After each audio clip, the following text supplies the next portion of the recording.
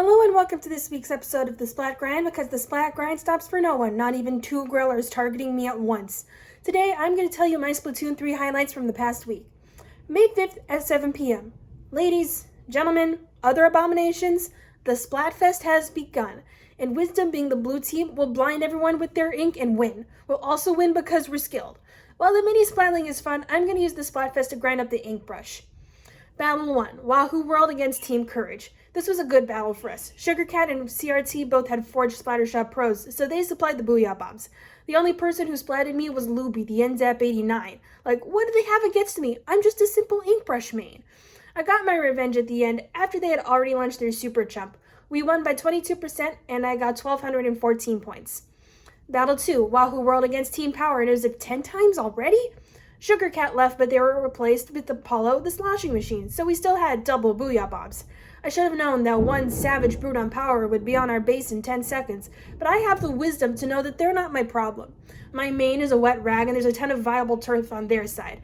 I really hope the person on our base is the Splattershot Jr. who just died.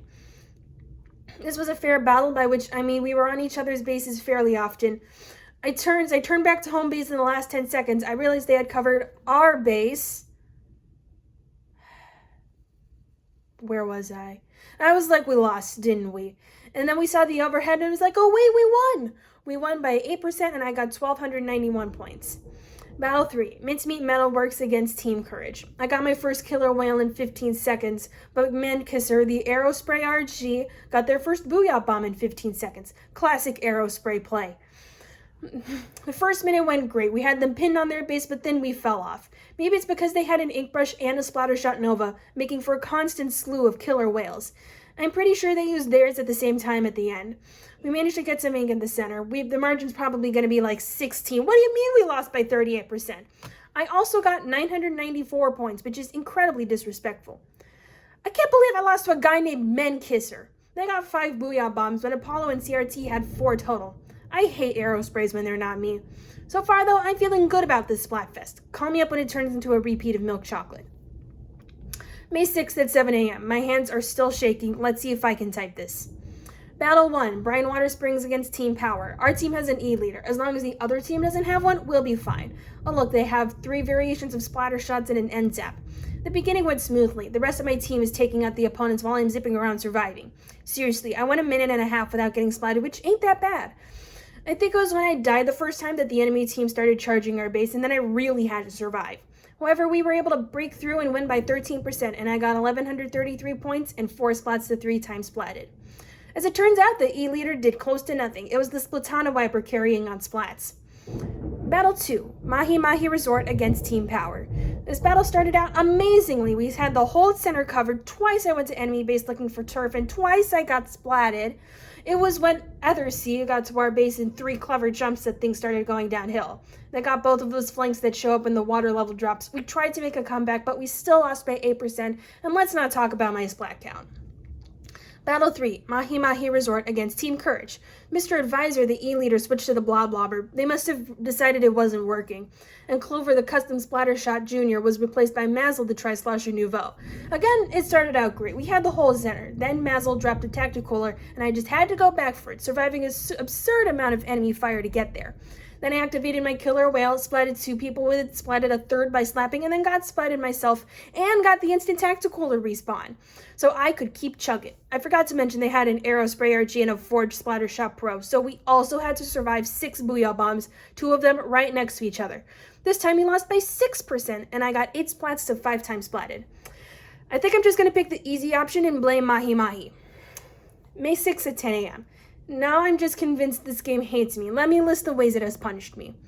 Battle 1, Eeltail Alley against Team Power. This game punished me by putting me against an Aerospray RG and a Hydra Splatling, making for several total Booyah Bombs on my face. We lost by 26%, and the Aerospray RG was named Slurp, so there was no way we could win. Battle 2, Eeltail Alley against Team Courage. The game punished me by putting me against Camden, the unsplatable Splatana wiping machine. They got 16 splats to 1 time splatted, this making me want even more an alternate version of Turf War where everyone gets 5 splats maximum. Luckily, we won't ever have to see Camden again. Battle 3, Eeltail Alley against... Wait, what do you mean we're against Camden again? I did the first thing that came to my mind and quit. Battle 3, Mincemeat Metal works against Team Courage. Thankfully, Camden was gone, but now I was being punished by an E-Leader and a Dynamo Roller. Hopefully, my teammate Take the L would help us. The Dynamo Roller was very Dynamo-y. The E-Leader was very E-Leader-y. I splatted them twice. It was a close game, but we still lost by 2% because Nintendo wants to punish wisdom. You know what? If I go 3 losses again, I'm just going to quit. The Splat Grind stops for no one, but this is just a game, and I reserve the right to stop playing whenever I want. May 7th. So Splatfest might have kicked my butt, but no one's going to stop me from playing because there's a random rotation going on in Salmon Run right now. I'm going to switch out my ink brush for a Grizzco Splatana and go up to Sockeye Station where all the cool kids are. Oh my gosh, I actually got the Grizzco Splatana Wave 1. Then what do you mean it's high tide? As it turns out, it does have a vertical swing that sends you flying across the stage. It just takes longer than I'm willing to wait. One of the bosses was a slam and lid. Since my Splatana's vertical swing couldn't hit it from above, I decided to go below. I went a little too far below. My teammates got it instead. We were beating bosses in a timely manner, but the Tri-Slosher was taking their sweet time getting their egg in the basket. However, we powered past high tide and made it to wave 2. 52 gal seems more manageable. Normal tide seems more manageable. Lights going down? Uh-oh. This time the grillers were out because why not? I did a decent job of staying out of the way and shooting the grillers from a distance. I decided to stick around the basket and pop eggs big in, and that became a problem when the grillers decided the basket was a nice place to be. They ran over me and then 2 of my teammates. Before I could experience death by grillers again, the last person threw their wave breaker in time. The 3rd wave, I had the Splatbrella in normal tide. I have no idea how to use this crazy shield thing, but so I guess I'd have a non-automatic shooter now. The first bosses were a steelhead and a scrapper. I decided to chase the scrapper down first and brella it to death. Then I swung around to the steelhead to watch it be killed by everyone else. This is when the big shot came in. Refusing to be killed by another big shot, I rushed to the shore by myself and brellaed it to death. I started loading eggs into the cannon when I was kindly alerted that I was the only player alive. I was weaving my way around the maws, the flipper flopper, the slam and lid, the steel eel, and probably also the fly fish, trying to revive someone. I got one person to revive before I got one up by a slamming lid, but all 4 of us were alive when we got out of there with 51 eggs out of 37. I went in for another round.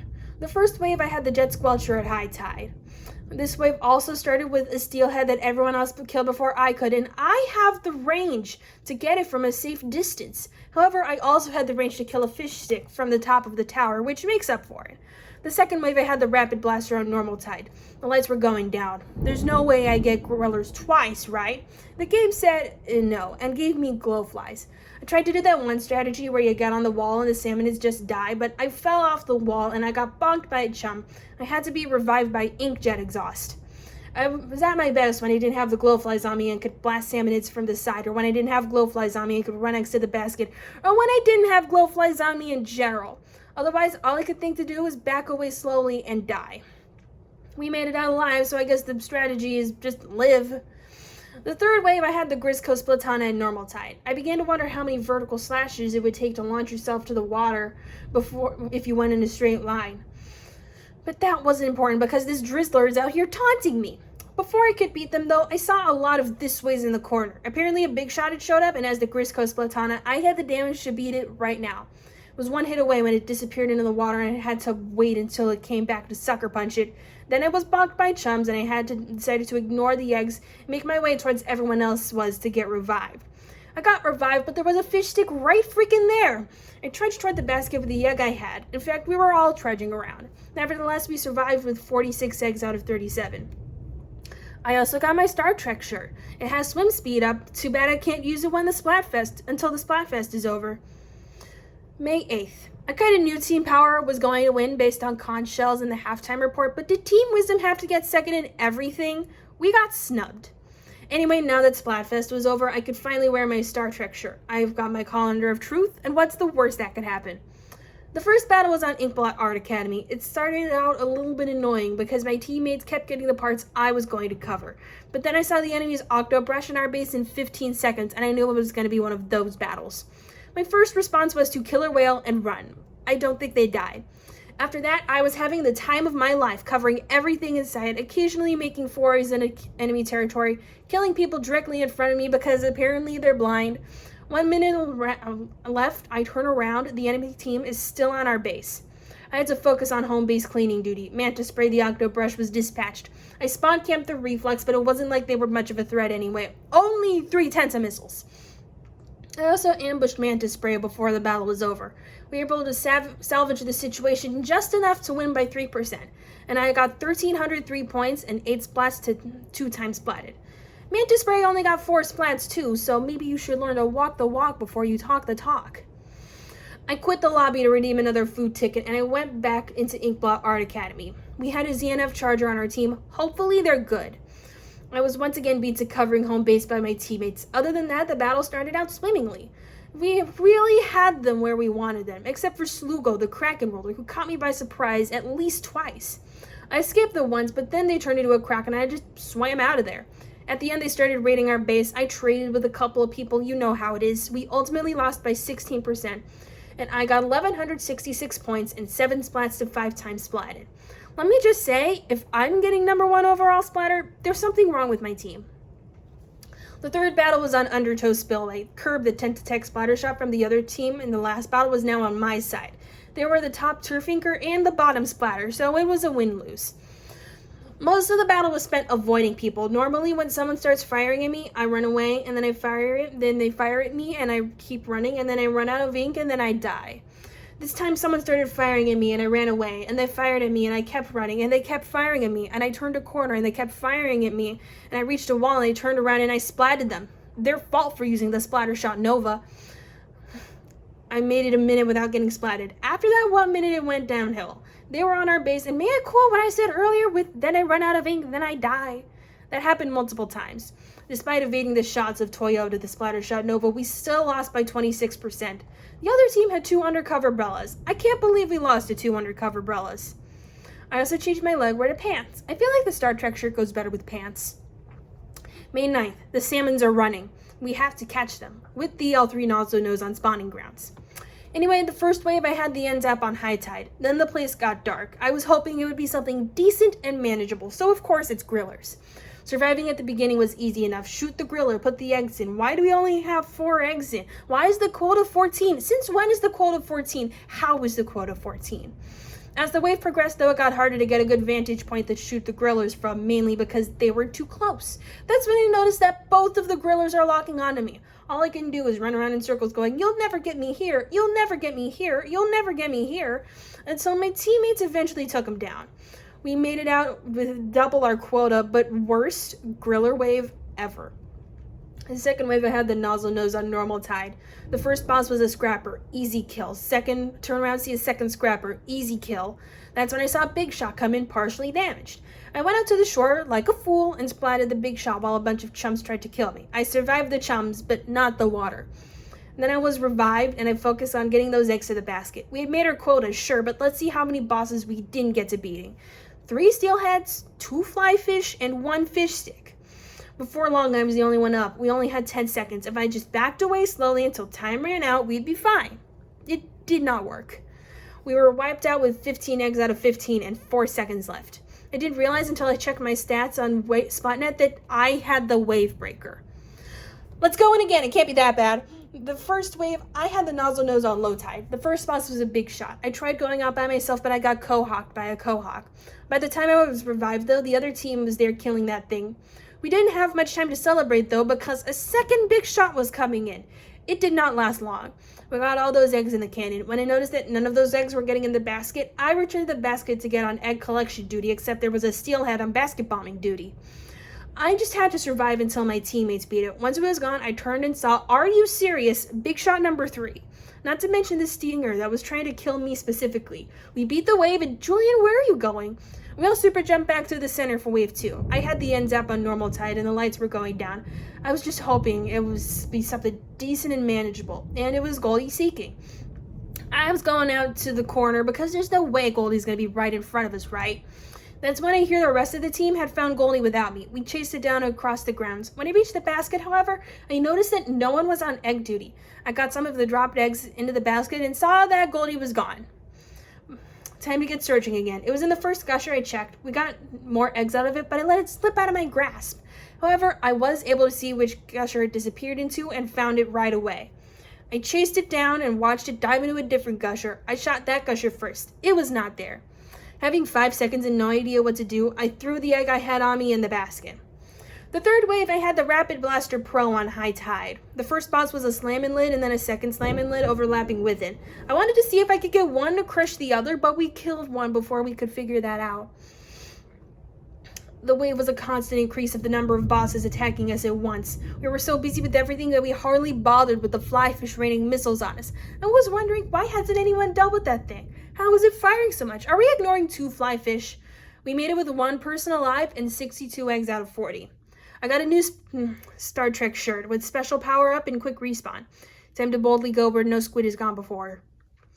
May 11th, welcome back to Mini Splat Link Thursday. Today's stage is Flounder Heights. Is it a bad idea to bring Ultra Stamp onto Flounder Heights, the stage with the most height differences, and therefore the most places for your stamp to get caught? Of course not. What's the worst that could happen? So, of course, the first battle was Flounder Heights. We had an early lead, and a middle lead, and an end lead. I should have known this was going to be a doozy when I noticed it had been 20 seconds and no one had died. I used my Ultra Stamp and, as you may have guessed, I fell. Another time I got caught on stuff, as you'd expect. The biggest threat was Soundwave the Splatana Wiper. They splatted me a few times, but they always got their comeuppance before long. We won by 21%, mainly because Jasper carried on splats, allowing for Dragonborn to do nothing. I also only got 1 medal. What the heck? The second battle was also on Flounder Heights. Dragonborn was on the other team, so how bad could it possibly be? I got 1 whole Ultra Stamp, and I was stamping my way up the ramp to the center when I got caught on that ledge in the center. Tired of getting caught on stuff, I jumped up and threw the thing. I heard someone die, but I didn't get a splat notification. I saw Zuzu firing at me. I tried firing back, but I should have known my mini Splatling wouldn't have been able to tear through their Nautilus. In fact, they were the absolute menace of the enemy team. Every time I tried going up against them, I lost. In fact, we lost the whole thing by 28%, mainly because Zuzu carried on splats, allowing for Dragonborn and Jackson TV 7.8 to do nothing.